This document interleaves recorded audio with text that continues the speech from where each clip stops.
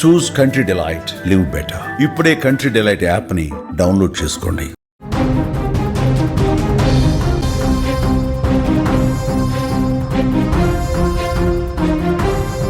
హితీక్ష హత్య కేసులో కొత్త కోణాలు వెలుగులోకి వస్తున్నాయి. పోలీసుల అదుపులోకి వెళ్ళిన తర్వాత, హత్య చేసినట్టు అంగీకరించిన తర్వాత మమత చెప్పిన మాటలు కుటుంబ సభ్యులనే కాదు పోలీసులను కూడా అవాక్కు గురి చేస్తున్నాయి. ఇంతకీ హితీక్ష హత్య ఎందుకు జరిగిందో తెలుసా? 20 లక్షల రూపాయల డబ్బుల కోసం. అసలు పంచాయతీ అంతా ఆ 20 లక్షల రూపాయల డబ్బు దగ్గరే మొదలైంది. ఎప్పుడైతే హితీక్ష పిన్ని మమత ఉద్యోగం చేయడానికి కొంతకాలం లోకల్గా ఒక ఉద్యోగం చేసింది. ఆమె MBA చదువుకుంది. ఉద్యోగానికి వెళ్తూ వస్తున్న మమత, ఆమెకు కొన్ని దురలవాట్లు ఉన్నాయి. ఆ దురలవాట్లలో అతి ప్రమాదకరమైన దురలవాటు ఆన్లైన్లో బెట్టింగులు కాయటం, పేకాట లాంటివి ఆడటం. హితీక్ష హత్యకి ఆన్లైన్ బెట్టింగ్ ఒక ప్రధాన కారణం అంటే నిజంగానే ఆశ్చర్యం కలుగుతుంది. హితీక్ష అత్యంత దారుణంగా హత్యకు గురవడానికి, తన పిన్ని చేతుల్లో అత్యంత దారుణంగా హత్యకు గురవడానికి, తన రక్త సంబంధీకుల చేతుల్లోనే అత్యంత దారుణంగా హత్యకు గురవడానికి కారణం ఆన్లైన్ బెట్టింగ్. ఎందుకంటే మమత, ఎవరైతే హితీక్ష పిన్ని ఇప్పుడు హంతకురాలు మమత ఉందో, ఆ మమత కొంతకాలంగా ఆన్లైన్లో బెట్టింగులు కాసేందుకు 20 లక్షల రూపాయలు ఖర్చు చేసింది. ఆ 20 లక్షల రూపాయలు బంధువుల నుంచి, తెలిసిన వాళ్ళ నుంచి అప్పులుగా తీసుకుంది. ఆ అప్పులుగా తీసుకున్న తర్వాత ఆ డబ్బుని తిరిగి చెల్లించకపోవడంతో హితీక్ష బంధువులు, అప్పులు ఇచ్చిన వాళ్ళు హితీక్ష ఇంటికి రావడం మొదలుపెట్టారు. అంటే వీళ్ళు నివాసం ఉంటున్న, మమత నివాసం ఉంటున్న, అంటే నిజానికి మమత భర్త లక్ష్మణ్, మమత అక్క హితీక్ష తండ్రి నవీన్, అట్లాగే వాళ్ళ తాత మదన్, ఈ ముగ్గురు దుబాయ్లో ఉంటారు. ఇంట్లో నవీన, మమత, అట్లాగే వీళ్ళ అత్త లక్ష్మి, అట్లాగే వాళ్ళ ఆడపడుచు ఒక అమ్మాయి ఉంటుంది. 4 ఆడవాళ్ళు మాత్రమే ఇంట్లో ఉంటారు. అయితే మమత చేసిన అప్పులతో, మమత అప్పులు చేయటం, బెట్టింగ్లో డబ్బులు కోల్పోవడంతో అప్పులు ఇచ్చిన వాళ్ళ ఇంటికి రావడం మొదలుపెట్టారు. ఎప్పుడైతే అప్పులు ఇచ్చిన వాళ్ళ ఇంటికి రావడం మొదలుపెట్టారో, మమతను నిలదీయటం మొదలుపెట్టారో, ఆ కుటుంబంలో కొంత కల్మషం అంటే గొడవలు స్టార్ట్ అయ్యాయి. దీంతో మమత ఆ ఇంట్లో తక్కువ, అంటే చిన్న చూపుకు గురైంది. మమతని పక్కన పెట్టారు. మమతని కుటుంబ సభ్యులు నిర్లక్ష్యం చేయడం మొదలుపెట్టారు. సహజంగా అన్ని కుటుంబాల్లో జరిగినట్టే ఇక్కడ కూడా జరిగింది. మమత తప్పులు చేయడం వల్ల ఆ ఇంట్లో దోషిగా మారింది. ఏ తప్పు చేయకుండా కుటుంబం కోసం పనిచేయటం వల్ల నవీన ఆ ఇంట్లో అతి ఎక్కువ గౌరవాన్ని అందుకుంది. కుటుంబానికి పెద్ద దిక్కులా ఉంది నవీన. ఫ్యామిలీ మెంబర్స్ అందరినీ నవీన మెయింటైన్ చేసేది. ఆ ఇంట్లో నవీన ఏం చెప్పితే జరిగేది. ఈ పెత్తనాన్ని మమత తట్టుకోలేకపోయింది. అందుకే నవీనని తన సొంత అక్క అయినప్పటికీ, తన పెద్దమ్మ కూతురు అయినప్పటికీ నవీనని ఏదైనా చేసి కన్నీళ్లు పెట్టించాలి, ఏడిపించాలి, నవీన పైన పగ తీర్చుకోవాలని చాలా రోజులుగా మమత ఒక ప్లాన్ వేసుకొని ఉంది. ఆ ప్లాన్లో అమలులో భాగమే హితీక్ష హత్య.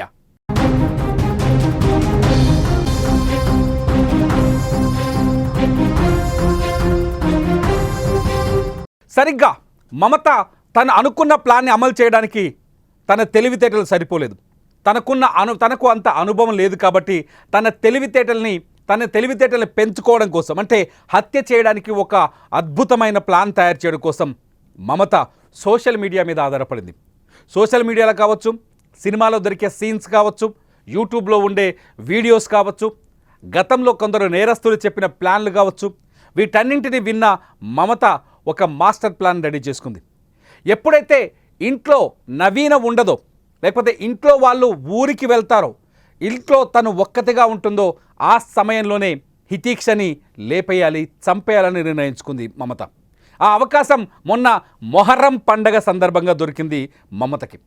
మొహర్రం పండగ కోరుట్లలో, కరీంనగర్ జిల్లాలో కోరుట్లలో మొహర్రం పండగ అద్భుతంగా భారీ ఎత్తున నిర్వహిస్తారు. మొహరానికి భారీ ఎత్తున బంధువుల్ని పిలిపించుకుంటారు. మొహరం రోజు రకరకాల విన్యాసాలు, సాంస్కృతిక కార్యక్రమాలు ఉంటాయి. సరిగ్గా శనివారం రోజు కూడా, జూలై 5 శనివారం రోజు కూడా ఇదే జరిగింది. హితీక్ష స్కూల్ నుంచి వచ్చింది. హితీక్షతో పాటు హితీక్ష అన్నయ్య కూడా వచ్చాడు. అంతేకాదు మమత ఇద్దరు పిల్లలు కూడా స్కూల్ నుంచి వచ్చారు. 4 ఒకే స్కూల్లో చదువుతారు. స్కూల్ నుండి ఇంటికి రావడంతో వాళ్ళ అత్త, అంటే మమత అత్త హితీక్ష నానమ్మ ఇంట్లో ఉంది. వీళ్ళ 4 కలిసి మమత మొహరం పండగ దగ్గరికి తీసుకెళ్ళింది. అక్కడ పులి వేషాలు వేసి కొందరు నాట్యం చేస్తున్నారు, నర్తిస్తున్నారు. ఆ పులి వేషాలను చూపిస్తేందుకు ఈ నలుగురు పిల్లల్ని తీసుకొని మమత అక్కడి మొహరం పండగ దగ్గరికి వెళ్ళింది. కాసేపు అక్కడ ఉన్న తర్వాత మమత ఒక మాస్టర్ స్కెచ్ వేసింది. నిజానికి మొహరం పండగ దగ్గరికి వెళ్ళేటప్పుడే మమత ఒక కటింగ్ ప్లేయర్, మనం ఇంట్లో కరెంటు వైర్లు కట్ చేయడానికి వాడే కటింగ్ ప్లేయర్ని, అట్లాగే కూరగాయలు కోసే చాక్ని, ఈ రెండింటిని ఒక కవర్లో పట్టుకొని మొహరం పండగ దగ్గరికి వెళ్ళింది. మొహరం పండగ దగ్గరికి వెళ్ళేటప్పుడు మమతతో పాటు ఆమె చీర కట్టుకొని ఉంది. ఆ సమయంలో చీరలో ఉంది. తన వెంట ఒక కవర్ ఉంది. ఆ కవర్లో ఒక కత్తి అట్లాగే ఒక కటింగ్ ప్లేయర్ ఉంది. ఆ కటింగ్ ప్లేయర్ తీసుకొని అక్కడికి వెళ్ళిన తర్వాత మొహరం పండగ దగ్గర కాసేపు ఉన్న తర్వాత పులివేశాలు చూసిన తర్వాత పిల్లల్ని, తన మిగతా ముగ్గురు పిల్లల్ని, హితీక్షని తీసుకొని ప్రత్యేకంగా స్పెషల్గా వచ్చింది.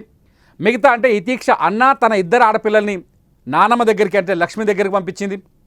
మీరు అక్కడికి వెళ్ళి ఆడుకోండి అని చెప్పింది. హితీక్షని తన వెంటేసుకొని ఏదైతే తన ముందుగా స్కెచ్ చేసుకొని రెడీగా ఉందో ఇల్లు, ఆ ఇంటి బాత్రూమ్ వైపు తీసుకెళ్ళింది. ఆ ఇంటి దగ్గరికి తీసుకెళ్ళిన హితీక్షని తీసుకెళ్ళి ఆ ఇంటి యజమాని లేడు. ఆ ఇంటి ఆ యజమాని కానీ ఆ ఫ్యామిలీ మెంబర్స్ కానీ వరంగల్ వెళ్ళారు. వరంగల్ వెళ్ళిన అవకాశాన్ని తనకు అనుకూలంగా మార్చుకుంది. అక్కడికి తీసుకెళ్ళి అక్కడ బాత్రూంలో హితీక్ష నోరు మూసి ముందు కత్తితో గొంతులో పొడిచి ఆ తర్వాత కటింగ్ ప్లేయర్తో ఆ ఎముకలుంటే కట్ చేసింది. అత్యంత దారుణంగా ఆ పసిబిడ్డ తల్లడిల్లుతుంటే రాక్షసిగానే పనిచేసింది. తన రాక్షసత్వాన్ని ప్రదర్శించింది. ఆ పసిబిడ్డ ఏడుస్తుంటే నొప్పి నొప్పి అని ఏడుస్తుంటే నోరు మూసి బిడ్డ గొంతు కోసింది ఈ మమత. ఎంత రాక్షసత్వం! తన 20 లక్షల రూపాయల అప్పు కోసం తప్పు తనే చేసింది, అప్పు తనే చేసింది, బెట్టింగ్లో డబ్బు పోగొట్టుకున్న తర్వాత కుటుంబంలో అవమానానికి గురైంది. ఆ అవమానాన్ని కవర్ చేసుకోవడానికి, తన అక్క పైన అక్కసు తీర్చుకోవడానికి అత్యంత దారుణంగా ఆ వాష్రూమ్లో బంగారు తల్లి హితీక్ష గొంతు కోసి చంపేసింది. హితీక్ష చనిపోయిందని నిర్ధారించుకున్న తర్వాత అక్కడ డెడ్ బాడీని వదిలేసి, మీరు చూడొచ్చు కొన్ని ఫోటోలు మేము చూపించలేదు యూట్యూబ్ రూల్స్ ప్రకారం, స్కూల్ డ్రెస్లోనే ఉంది హితీక్ష చనిపోయినప్పుడు. స్కూల్ డ్రెస్లోనే, స్కూల్ యూనిఫామ్లో ఉన్నప్పుడే హితీక్షను చంపేసింది. హితీక్ష చనిపోయిన తర్వాత నిర్ధారించుకున్న తర్వాత తన వెంట తెచ్చుకున్న ఆ కటింగ్ ప్లేయర్, ఆ కత్తిని అదే కవర్లో, ఏ కవర్లో అయితే తను పట్టుకెళ్ళిందో అదే కవర్లో తీసుకొని ఇంటికి వచ్చిన మమత ఇంట్లోకి వచ్చిన తర్వాత చీరను మార్చుకొని, తన చీరని మార్చుకొని పంజాబీ డ్రెస్ వేసుకున్నారామె. పంజాబీ డ్రెస్ వేసుకున్న తర్వాత ఆ రక్తపు మరకలున్న చీరని తీసి ఏదైతే కటింగ్ ప్లేయర్ కోసం అట్లాగే కత్తి కోసం హత్య ఆయుధాలు ఉన్నాయి కదా, ఆ ఆయుధాలు ఉన్న కవర్లో పెట్టేసింది. అక్కడి నుంచి నేరుగా రోడ్డు మీదకి వెళ్ళి ఒక ప్యాసింజర్ ఆటో తీసుకొని తమ ఇంటికి 1 కిలోమీటర్ దూరంలో ఉన్న జిఎస్ గార్డెన్ అనే ప్రాంతానికి వెళ్ళింది. ఆ జిఎస్ గార్డెన్ వెనకాల ఒక నిర్మానుషమైన ప్రదేశంలో ఒక వీధి ఉంది. ఆ వీధిలో ఈ బ్యాగ్ను పడేసింది. ఏమీ తెలియని నంగనాచిలాగా మళ్ళీ తిరిగి ఇంటికి వచ్చింది. ముగ్గురు పిల్లలే పీర్ల పండగ దగ్గరికి, అంటే మొహరం సంబరాల దగ్గరికి 4 పిల్లలు వెళ్ళి ఇంటికి కేవలం 3 తిరిగి రావడంతో అనుమానం వచ్చిన నానమ్మ, హితీక్ష నానమ్మ హితీక్ష కోసం తన కూతురు, అంటే నానమ్మతో పాటు వాళ్ళ పాప కూడా ఉంది, వాళ్ళ మేనత్త ఉంది, హితీక్ష మేనత్త, పెళ్లిగాని మేనత్త ఇంట్లోనే ఉంటుంది ఆమె. వాళ్ళిద్దరూ కలిసి హితీక్ష కోసం గాలింపు మొదలుపెట్టారు. ఆ సమయంలో నానమ్మ తమ హితీక్ష కోసం గాలింపు మొదలుపెట్టింది. ఈ సమయంలో హితీక్ష తల్లి నవీన అట్లాగే వాళ్ళ మేనత్త ఇద్దరు జగిత్యాల షాపింగ్ కోసం వెళ్ళారు. వాళ్ళు తిరిగి వచ్చేలోపే ఇంటి దగ్గర గలాట మొదలైంది. హితీక్ష అదృశ్యమైంది, కనిపించట్లేదు అని మొదట భయపడ్డారు. ఎవరైనా కిడ్నాప్ చేసి ఉంటారా, జనం ఎక్కువగా ఉంటారు కాబట్టి కిడ్నాప్ చేసి ఉంటారని చెప్పేసి భయపడ్డారు. వెతికారు. చాలా సేపటి తర్వాత వీళ్ళే, హితీక్ష కుటుంబ సభ్యులే, పోలీసులు చెప్పిన దాని ప్రకారం, ఈ నిజాలన్నీ పోలీసులు చెప్పిన దాని ప్రకారం చెప్తున్నాను నేను, హితీక్ష కుటుంబ సభ్యులే ఎదురింట్లో ఉన్న బాత్రూంలో ఆ బంగారు తల్లి డెడ్ బాడీని కనిపెట్టారు. అది చూసి ఒక్కసారిగా ఆ వీధిలో ఉన్న వాళ్ళంతా బోరున విలపించారు, కన్నీళ్లు పెట్టుకున్నారు. ఆ సమయంలో వాళ్ళ దుఃఖాన్ని ఆపలేని పరిస్థితి.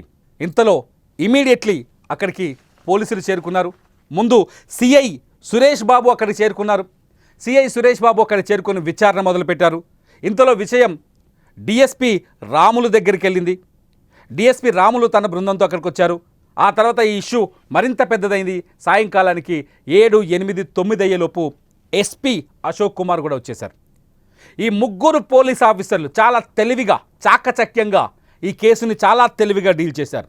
నిజానికి శనివారం సాయంత్రం 5:30, 6 గంటల ప్రాంతంలోనే హితీక్ష హత్యకు గురైతే శనివారం సాయంత్రం 9:30 లోపే పోలీసులు ఆ హత్యోదంత మిస్టరీని ఛేదించారు. కానీ వివరాలు చాలా ఆలస్యంగా ప్రకటించారు. 9 గంటలకు ఎస్పీ అశోక్ కుమార్ తన పోలీసు బృందాల్ని, అట్లాగే డాగ్ స్క్వాడ్ని, అలాగే క్లూస్ టీమ్ని రంగంలోకి దించారు. డెడ్ బాడీని దగ్గరలో ఉన్న కోరుట్ల ప్రభుత్వ ఆసుపత్రికి తరలించారు. మమత కూడా ఉంది. హితీక్షని వెతికే గ్యాంగ్లో అంటే వాళ్ళ అత్త, అట్లాగే నవీన, అలా మేనం ఎవరైతే ఆడపడుచు, వీళ్ళందరితో పాటు మమత కూడా ఏడుస్తూ నటిస్తూ ఆ పాపను వెతికింది. మమత ఆసుపత్రికి వచ్చినప్పుడు మీరు స్క్రీన్లో విజువల్ చూస్తున్నారు. 2 విజువల్స్, ఒక దాంట్లో డాగ్ స్క్వాడ్కి సంబంధించింది, రెండో దాంట్లో మమత చిన్నారిని అత్యంత దారుణంగా చంపిన మమత ఆసుపత్రిలో సొమ్మసిల్లి పడిపోయినట్టుగా నటించింది. ఎవరు చంపారు హితీక్షణ అనేది అతి పెద్ద ప్రశ్నగా మారింది పోలీసులకి. ఆ క్షణంలో పోలీసులు చేసిన కొన్ని సాహసాలు, లేకపోతే వాళ్ళ ఎక్స్పీరియన్స్తో ఒక అద్భుతమైన నిర్ణయం తీసుకున్నారు. డాగ్ స్క్వాడ్ని తీసుకొచ్చి హత్యాస్థలం నుంచి డాగ్ స్క్వాడ్ని వదిలితే అది నేరుగా వెళ్ళి హితీక్ష ఇంట్లోకే చొరబడింది. ఎప్పుడైతే డాగ్ స్క్వాడ్ హితీక్ష ఇంట్లోకి వెళ్ళిందో అప్పుడే పోలీసులు ఒక క్లారిటీకి వచ్చారు. ఈ హత్య చేసింది, బంగారు తల్లిని చంపింది బయట వారు ఎవరో కాదు, ఇంట్లో ఉన్న వాళ్ళే అని.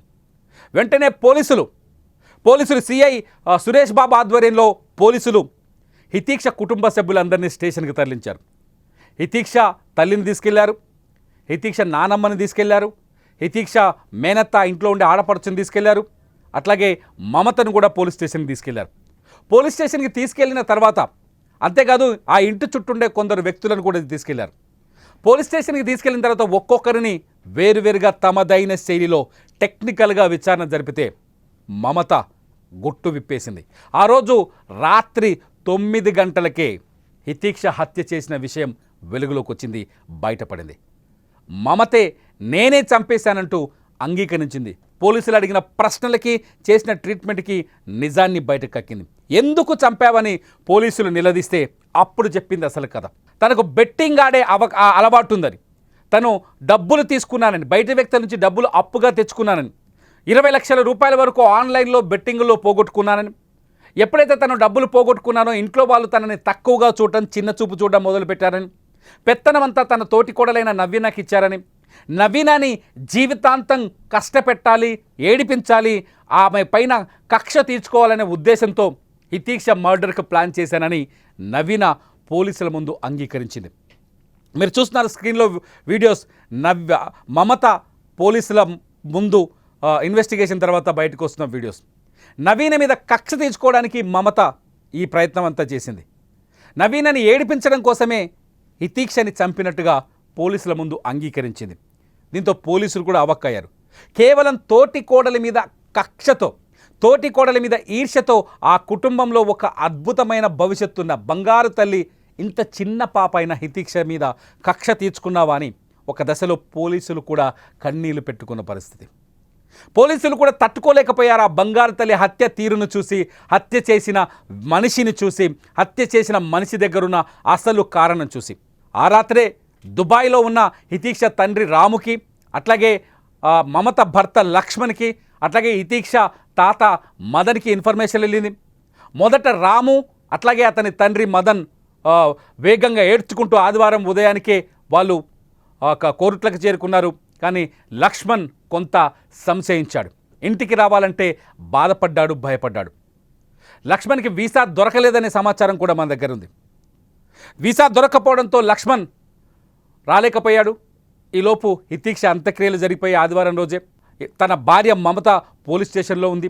తన పిల్లలిద్దరు ఇప్పుడు అనాథలుగా మారిపోయారు. దీంతో మంగళవారం మధ్యాహ్నానికి లక్ష్మణ్ కూడా దుబాయ్ నుంచి ఇంటికి వచ్చాడు, కోరుట్లకు వచ్చాడు. వచ్చి రాగానే తన వదిన దగ్గరికి వెళ్ళాడు నేరుగా. మీరు స్క్రీన్లో చూస్తున్నాడు లక్ష్మణ్ ఆ కుటుంబం దగ్గరికి వచ్చి బోరున విలపిస్తున్న విజువల్స్. తన వదిన దగ్గరికి వెళ్ళి చేతులు పట్టుకొని ఏం చెప్పాలో, అన్నకేం సమాధానం చెప్పాలో అర్థం కాని స్థితిలో, తన వదిన కన్నీళ్లు కారుస్తుంటే ఆ కన్నీళ్ళకి ఏం సమాధానం చెప్పాలో అర్థం కాని స్థితిలో ఆమె చేయి పట్టుకొని క్షమాపణ అడిగాడు లక్ష్మణ్. నా భార్య ఇంత పెద్ద తప్పు చేస్తుందని నేను అనుకోలేదు అని చెప్పాడు.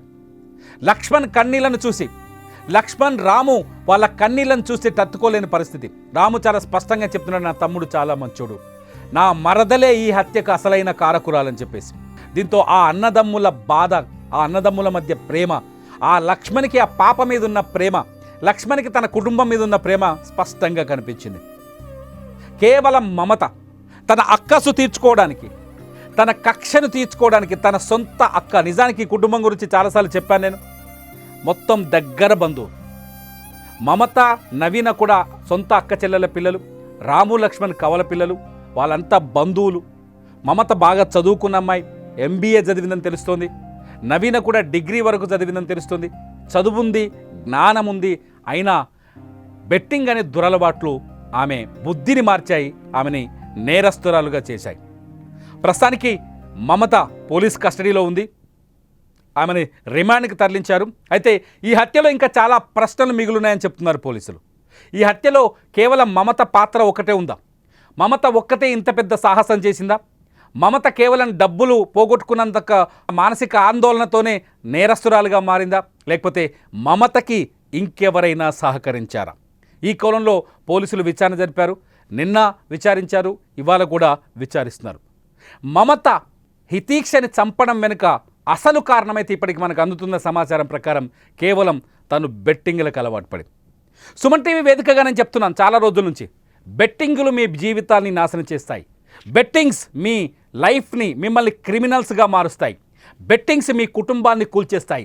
బెట్టింగ్ వల్ల ఎన్నో కుటుంబాలు రాత్రికి రాత్రి పిల్లలకు విషమిచ్చి ఆత్మహత్యలు చేసుకున్న సందర్భాలు ఉన్నాయి. బలవన్ మరణాలకు పాల్పడ్డ సందర్భాలు ఉన్నాయి.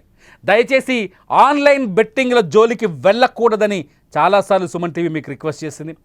ఆన్లైన్ బెట్టింగ్లకు, క్రిప్టో కరెన్సీ మోసాలకు వ్యతిరేకంగా సుమన్ టీవీ క్యాంపెయిన్లు చేస్తూ వస్తుంది. అయినప్పటికీ సమాజంలో ఇంకా ఎడ్యుకేట్ అవ్వాల్సిన అవసరం ఉంది మనుషులు. మమత లాంటి వ్యక్తులు మీ కుటుంబాల్లో కూడా ఉండొచ్చు. బెట్టింగ్లకు అలవాటు పడితే మమత లాంటి వ్యక్తులు మీ ఫ్యామిలీల్లో కూడా తయారవ్వచ్చు. మంచి వాళ్ళే నేరస్తులుగా మారి ఫ్యామిలీల్ని ఆగం చేయొచ్చు. ఇప్పటికైనా బెట్టింగ్లకు దూరంగా ఉండండి. మీ పిల్లల్ని బెట్టింగ్లకు దూరంగా ఉంచే ప్రయత్నం చేయండి. ఆన్లైన్ బెట్టింగులు కుటుంబాల్ని కూల్చేస్తాయి, అమాయకుల ప్రాణాలని బలి తీసుకుంటాయని చెప్పడానికి హితీక్ష కంటే పెద్ద ఉదాహరణ కనిపించదు. మీరేమనుకుంటున్నారు? బెట్టింగ్స్ని నిరోధించడానికి ప్రభుత్వం ఎటువంటి చర్యలు తీసుకోవాలి? మమత లాంటి వ్యక్తులు ఉన్మాదులుగా మారకుండా ఉండాలంటే ఏం చేయాలి? ఈ వీడియో కింద మీరు కామెంట్ చేయండి. చూస్తూనే ఉండండి సుమన్ టీవీ లైవ్.